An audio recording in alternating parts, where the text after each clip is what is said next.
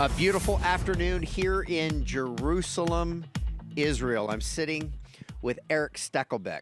Stacks, as they say. And Erick, first of all, I love your broadcast, The Watchman. Thank you, Matt. I love Thank it. you so much for having it on TBN. It's an honor to be a part of the TBN It's a family. co-production with Christians United for Israel. Hello, Dr. Hagee. Love you. And it's a co-op. It's a co-production between Christians United for Israel and Trinity Broadcasting, exclusive broadcasting. You do a lot of shooting here in Israel.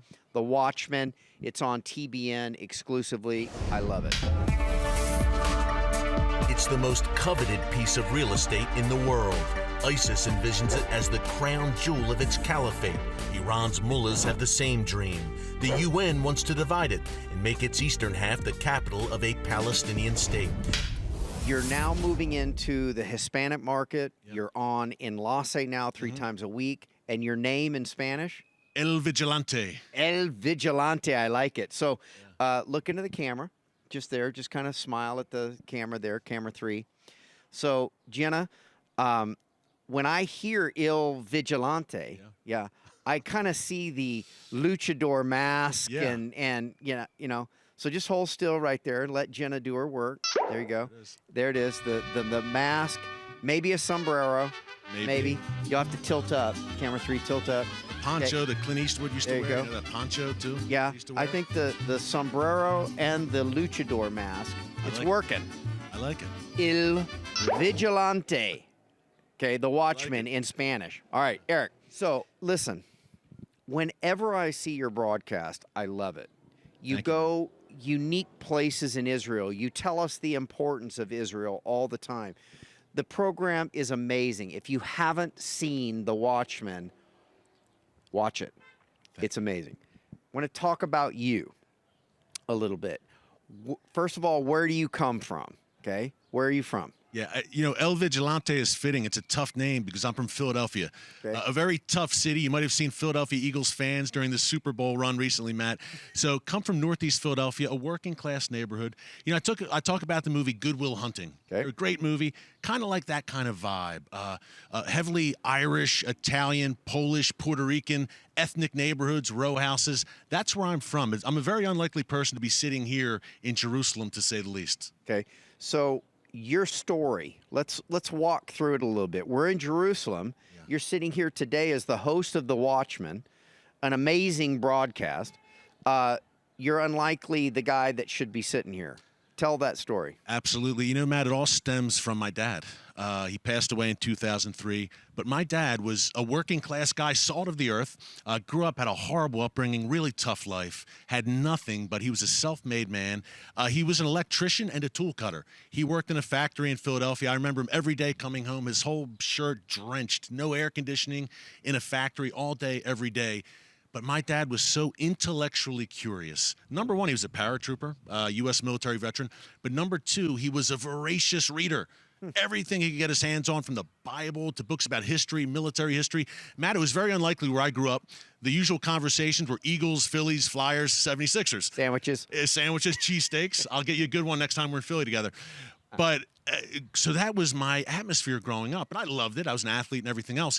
But my dad was a whole other side. These dinner table conversations, my brother, my sister, and I talking about King David, Stalingrad, the Entebbe raid, Jerusalem. Amazing. I'm 14, 15 years old, soaking it all in. And he knew the Bible. He was a prophecy buff. As a matter of fact, Matt, I'm kind of a young believer. I just got saved in 2009. My dad, I was 21 years old. I was living in the world, and he handed me a copy of Hal Lindsey's book, The Late Great Planet Earth. And as you know so well, so many people have come to the Lord through Hal's book. And I was living in the world, Matt, and it shook me to my core. And because I was a follower of world affairs, the Middle East was a passion of mine, I said, oh my gosh, all of this stuff that Hal is writing about is unfolding today in real time. It really shook me. Now, it took me another 10 years to finally be born again and give my life to the Lord, but my dad planted the seeds with that book. Wow, beautiful. Walk us through your pathway. The, little comment, when one of your guests, right before camera starts, goes, you know what? I've got a bullet in my hip and all that. It's like, you can't just pass over that kind of. Yeah. You kind of miss that part of the story. Right. So where'd the bullet come from? It's so funny because you and I have known each other for a few years, Matt. But my wife said you have to share your testimony with Matt. He knows you, but he doesn't really know you. Got it. The bullet. Well, there's 2 incidents, Matt. 2, I would say, near-death experiences where God Almighty saved my life. The worst experience, I have to say, was the baseball bat. I'll get to that in a second. And it was not batting practice. On my head it was, but it was not at a batting cage, unfortunately. The gunshot, 1999. I'm 23 years old. I just graduated college. I'm ready to embark on a journalism career. It's the first nice night of the year. I'm still living in Philadelphia, Northeast Philadelphia, where I grew up. First nice night of the year, me and the guys get together. We play full court basketball. Afterwards, we're standing around just talking and catching up. 3 guys walk up. They were obviously under the influence of something. They were looking for someone. Long story short, the guy they were looking for wasn't there. The 3 of them leave. 5 minutes later, one of them comes back, opens fire, starts shooting. Wow. Now, I'm the tallest guy there, Yes. and I'm the easiest target, of course. Only about 5 feet. There was a chain link fence separating us, 5 feet away. I remember, I tell people it felt like a mule kick. It felt like a horse just backed up and kicked me right in my right hip.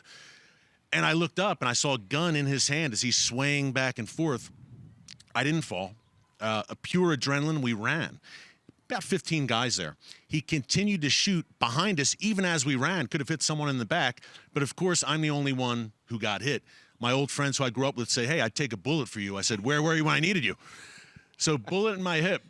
And a funny side story, get in the car, rushing to the hospital, 2 friends driving and a friend in the back.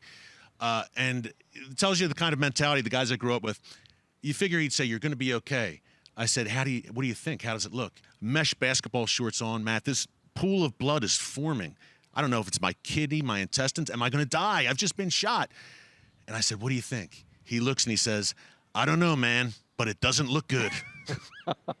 People from Philadelphia are very honest, to say the least. So long story short, we get to the hospital. Thank God I was stabilized right away.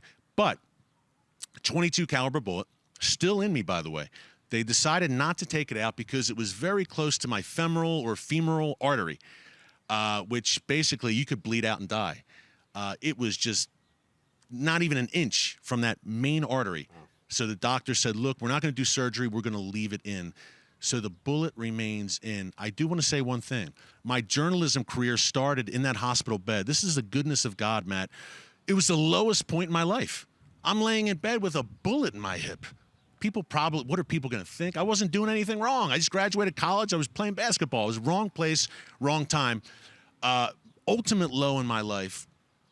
And I didn't sleep a wink the first night. Horrible pain, obviously. The next morning, I get a call from my father in the hospital, 9 a.m. in the morning. And he said, hey, you got a call from Slam Magazine. Now, it's a basketball magazine. Yeah. I had sent resumes out on a whim. It's a national publication. He said, they want you to write an article for them. Wow. So it was almost like God was saying, I still have something for you. You're in a low point right now. You have a bullet in your hip, but I still have a great plan for your life. That was the beginning of my journalism career, and now I'm sitting here with you in Jerusalem. Is bullet in my hip a nice way of saying you got shot in the butt? No. It actually hit your it's hip? literally in my hip on the front side. Got it. So you But didn't get shot I in do the have butt. children, thankfully, so it worked out okay. Yeah. But there was some concern. Got it. All right. I don't need any more information than that, so you can tell me later. All right. Erick Stakelbeck, the journey of your journalism career, starting with Slam Magazine. Yeah. So you're this article, Yeah. and it makes sense because you're like 7.5 feet tall. But how do you progress now to your passion that your father instilled in you? Right. To the Watchmen. Here on TBN. Yeah. Continue the story. Matt, you said it. This is my passion. This is my heart. And it always was. I never thought it would be a career. I knew I wanted to be a journalist. I started out in print, actually, a writer. And they say, write what you know. Well, I was a basketball player. I played in college. I said, okay, I'll try my hand at sports writing. Did it for about 1.5 years, enjoyed it, but it was completely unfulfilling. I didn't know the Lord personally yet, but I knew he had something else for my life. So fast forward to 9/11. I was shook to my core like we all were. And just as a concerned American, the day after 9/11, literally, went out, bought everything I could get my hands on about radical Islam, about the Middle East and jihad. I bought the Quran. I started reading the Bible, finally, for myself, not just hearing my father's stories, but reading it for myself. God drew me to his word. And just as a concerned American, I already had the background of information, I guess you would say, from my father and from following the news. I was a news junkie, a political foreign policy junkie, but I really dug deep for about a year and still never thought it would be a career. I just thought after 9/11 that the other shoe was going to drop, right? We had the anthrax mailings, if you think back then to the fall of 2001, a scary time. And one day, my wife and I are walking on the beach. We're on vacation. No place exotic, by the way, the Jersey Shore. That's not exactly the white sands, but good pizza. Yeah, and good people. Yeah. Good. And Snooki wasn't there, by the way. Got it. So we're walking down the shore on the beach, and my wife said, I'm talking about jihad or radical Islam. And my wife says, you're a writer. Write about it. So it was like the light bulb went off in my head. And long story short, I started sending clips out of my writing to different people. Few people gave me a shot, and ended up moving to Washington, D.C., and transitioning into TV. Our good friends at CBN hired me. And by the grace of God, hired me and threw me on camera. Didn't know what I was doing at the time, but I had a great run at CBN, and now I'm here at TBN, and I'm... Okay, I remember a few years ago, one of our board members at Trinity, Colby May, just said, hey, take a look at this, and kind of sent me some links to some of the content. How did you connect with Colby, who, by the way, loves Israel and, has been here now a number of times? And by the way, let me just say, let's have this beautiful wide shot here. And it is absolutely becoming beautiful here this afternoon as we're sharing. A lot of people tune this channel on at this time when they see this, and they think this is not real. Well, it is real. Get it? It is real. That's right. Like that? Yeah. This is not a green screen. It's real. Okay, it is real. So the gold dome of Mount Moriah, the city of David, is visible. We have Mount Zion, Mount Moriah, Mount Scopus, Mount of Olives in our background. Our guest is here all the time. This is a promo for a show. If you haven't seen it, The Watchmen, right here on TBN. Watch this.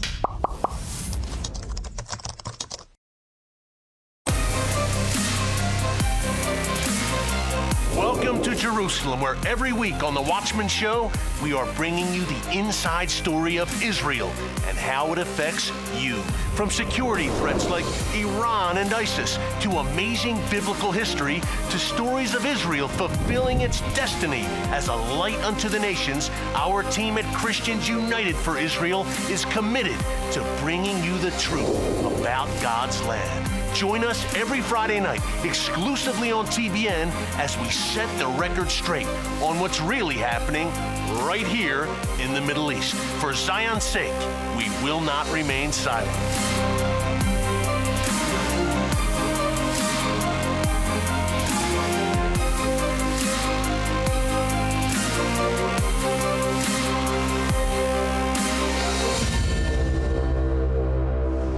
The Watchmen, right here on TBN. Erick Stakelbeck, now in the Spanish language. You are El Vigilante. I like it. El Vigilante. 3 times a week in Spanish on Enlace, all over Central and South America. Wherever Enlace is an amazing network. Enlace. Sure. Been partnered with them forever. All right. So I want to ask you, first of all, how you got totally connected to TBN, and that was through Colby May. But then the importance, as we are here talking, we got some pretty important events happening here in Israel this year, 2018, that are amazing. So how'd you meet Colby? I met Colby in D.C., and the man who made the introduction was Jay Jones.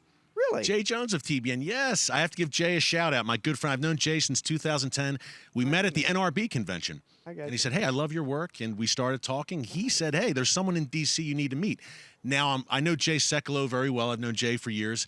and he and Colby have worked together, obviously. So Colby and I had lunch. Nice. And I made the pitch, and it described my vision for the Watchmen, coming to Israel on a frequent basis and doing some hard-hitting stuff, but also the great things happening in Israel. That's why I love the show, Matt, because, yes, we're talking Iran and Hamas and Hezbollah, all that scary stuff, which we have to talk about, but we're also talking about the amazing archaeological finds here in Israel that prove the truth of the Bible. The desert coming to life. It's a miracle of God. Only God. The medical, the scientific, the high-tech breakthroughs that Israel is involved in right now. It's a tiny country the size of the state of New Jersey. Speaking of Jersey, true story. But it's amazing. Israel punches far above its weight. When there's an earthquake in Mexico City, Hurricane Harvey in Houston, Israeli first responders are the first on the ground every time, really being a light in the darkness. Amazing, encouraging things happening here in God's land in 2018. I like it. Okay. 2017, last year, we saw the 50-year, Jubilee year of the reunification of East and West Jerusalem. We are talking to you today from Mount Givat Hanania, okay? That is the Mount of Grace. And so now, 218, the embassy move, scale to 1 to 10, that's pretty much a 10, I think. 10. Okay. Why? Number one, it solidifies Israel's ownership of the city of Jerusalem. It solidifies, Matt, that what you and I have known since we were little, that Jerusalem is the eternal ancestral capital of Israel and the Jewish people. God makes it clear in his word. This is a city where God Almighty has written his name forever. Okay. God is very black and white when it comes to Jerusalem. Really not many gray areas here. God is very forthright, very down the line. Jerusalem is my city, and it belongs to Israel and the Jewish people. What the United States has done, and Matt, I think, look, as the leader of the free world, we should be the first ones to do this. We have said to the world that we recognize Jerusalem as Israel's eternal capital. As President Trump has said, we're taking that off the table. Yeah. It's a done deal. Jerusalem is Israel's capital. Sounds like common sense to us, but to a good chunk of the world, it's not. Why?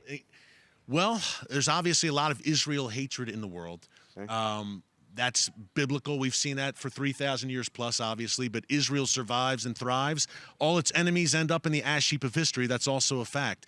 But I look at Europe and the European Union, the UN, the international bodies, Matt, and there's a lack of moral clarity. Hamas, for example, already calling for a day of rage. The use of the veto obstructed the Security Council. There's this moral relativism. I like to say that we live in a Winston Churchill moment.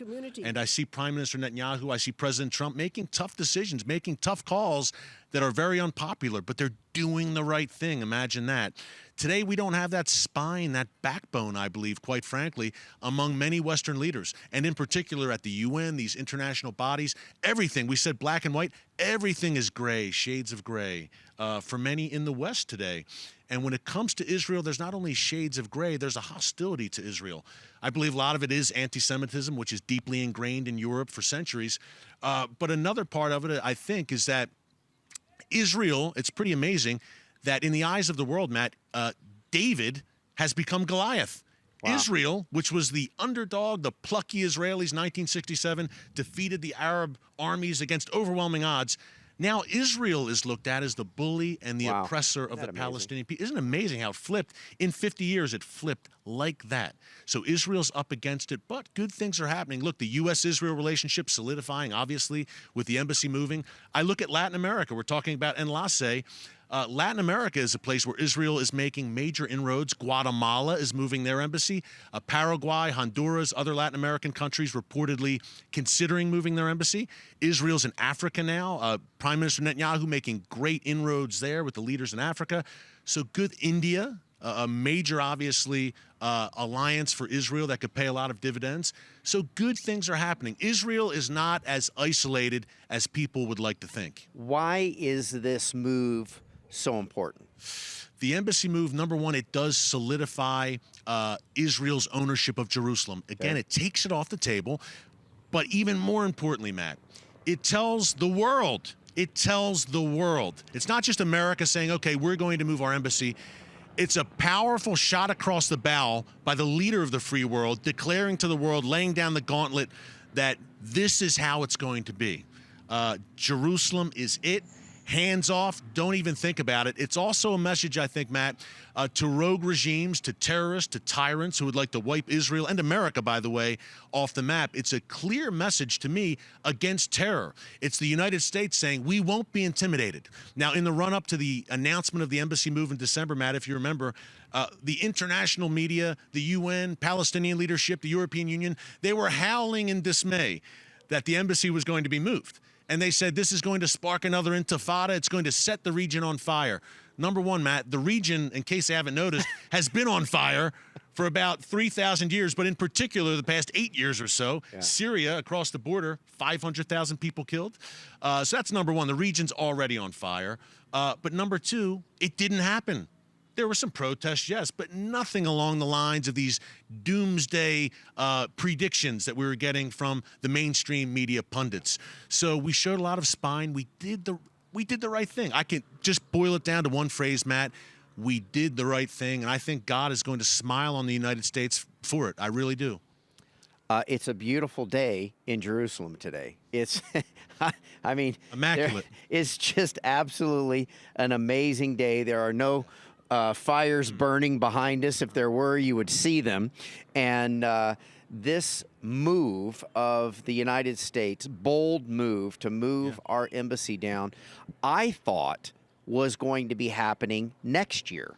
I didn't think we're gonna be able to pull it off. I mean, we have a consulate just kind of not far from here, and I suppose it's as easy as moving the ambassador, putting him at a desk there, and then all of a sudden that's the embassy. I get it.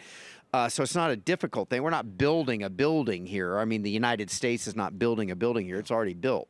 Nice compound over this way. A few blocks, yeah. And so as we sit here, this conversation is super relevant for the next several months. And one of the things, the book Jerusalem by Jay Sekulow, it was just a absolute providential thing, because that book was already placed at a secular distributor, big, huge publishing company. And Jay paused for a moment, and we got on the phone, and I said, Jay, let's do this together. This book, Jerusalem, was written basically like he would have written a Supreme Court case. Yeah. It is why the Jews have a right to this land, written by Jay Sekulow. Yeah. It is the information is on the screen. It is this month's book offer, and I want you to get it. But Jay Sekulow wrote this just like if he had been asked to go to the Supreme Court. Which he has done many times. Many times, and make an argument on behalf of Israel and the Jews and this part of the world in this land. Basically, the world is not fighting against Israel. They're fighting against God. Exactly. He spoke it. He gave the borders. He gave the land. And anyone that chooses to not recognize that is basically just fighting against God. Just your show in general. And when does it air on TBN? It airs Friday nights, 10:30 Eastern. Okay. And Wednesdays, 6:30 Eastern, the two kind of prime spots to watch it. Also airs at a few later times. But new episodes every Friday night, 10:30 Eastern. And you can see the re-air on Wednesday evenings, 6:30 Eastern. Final thoughts, Erick Stakelbeck. Number one, the embassy move, Matt. I'm glad you brought it up again, because I talked about what it means in the natural at first. But let's talk about the prophetic. You know, the book of Isaiah, chapter 40 says, the glory of the Lord will be revealed, and the entire world will see it. They're going to see it right here where we're sitting in Jerusalem. That's why it's so important. Jerusalem is, once again, with this embassy move, it's the center of the world once again. The glory of the Lord right here behind us, man. We're sitting here now. So that's number one. That's the main thing to take away about the embassy. Number two, with the Watchmen, we're going to continue to bring the hard-hitting stories. You know, the Bible says, my people perish for lack of knowledge. We believe people would rather know than not know, our TBN viewers, when it comes to Iran, Hamas, Hezbollah, these threats that gather not only against Israel, but against America. Israel is just the first line of defense for us, standing in the gap. The barbarians are not just at the gates here, they are inside the gates. Yes. And Israel is holding them back for us. We're going to hit those, but also we're going to continue to bring you those great stories that prove, number one, the truth of the Bible, the absolute irrefutable truth. When you combine the Bible with archaeological, scientific proof, you have an unbeatable combination. We're going to show that, but also I want to encourage people about what God is doing in this land and how it impacts them. The medical, the scientific, the amazing high-tech breakthroughs. Matt, I believe if there is a cure for Alzheimer's or cancer found soon, it will be found right here in Israel. It's a beautiful day in Jerusalem. Erick Stakelbeck is the host of The Watchman. It's exclusive content right here in partnership. The financing is in partnership, first of all, you, the TBN partners, thank you, and with Christians United for Israel, CUFI. And so thank you to all those members of CUFI and to Dr. Hagee. Love you there in San Antonio. So right here, if you haven't seen it, as we're saying goodbye, first of all, thank you, Erick. Thank you, Great Matt. job today. And watch this, a clip from The Watchman.